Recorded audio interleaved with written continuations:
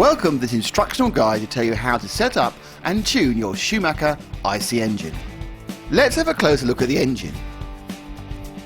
The carburetor has 3 screws.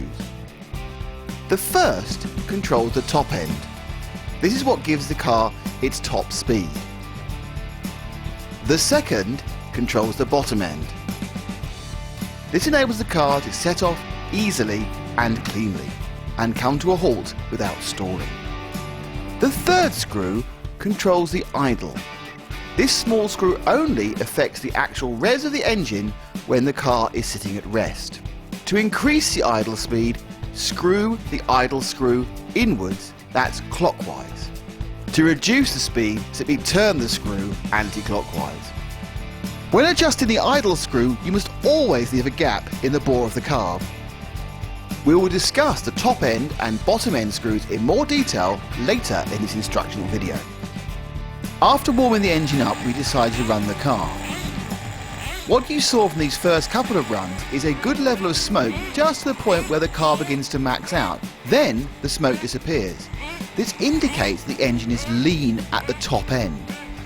This is a bad thing for the engine as it means it's being starved of fuel and therefore lubrication, and this obviously will give more wear on the engine and also reduce performance. The solution to this is to simply give an extra quarter turn anti-clockwise on the top end screw to make the engine slightly richer. As you can see from the following runs, we now have a good amount of smoke coming from the engine all the way through the rev range. The engine is not bogging down at the top end. That is what would happen if you had an engine that was too rich. A too rich top end will get to a certain rev and then bog, and you will see a lot of smoke. The solution for that is to lean the engine off. Always make your adjustments by no more than a quarter of a turn either way. Basic rule of thumb, if there's not smoke at high speed, your engine is too lean, and therefore you give it a quarter of a turn more fuel, that's anti-clockwise, make it richer. If you have good smoke but the engine seems to bog down as it goes fast, then you're running too rich, and what you need to do there is lean the engine off, that's a quarter of a turn clockwise, to make the car a little bit more efficient. To set the correct bottom end is slightly more difficult, as in some ways both lean and rich situations have the same effect. They'll make the car stall, but they do it in very different ways. With an engine that is too rich, what you tend to hear is the engine beginning to gurgle.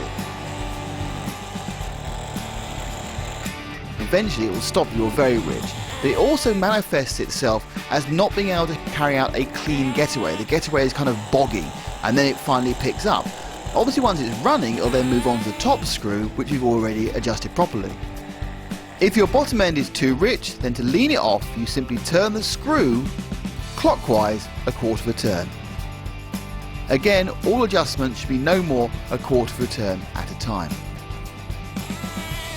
If your bottom end is too lean, what tends to happen when you actually lift the car is it will begin to race under idle. So you'll hear the engine accelerating greatly depending how lean it is.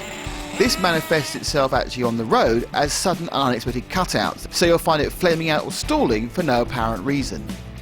To richen the engine off, you simply take the bottom screw and turn it anti-clockwise or counterclockwise a quarter of a turn. The easiest way again to see if it's lean or not is actually let the car idle. A rich car kind of idles in a very boggy way, whereas a lean car actually idles in a very tinny way. A lot of it is the sound helps the tuning.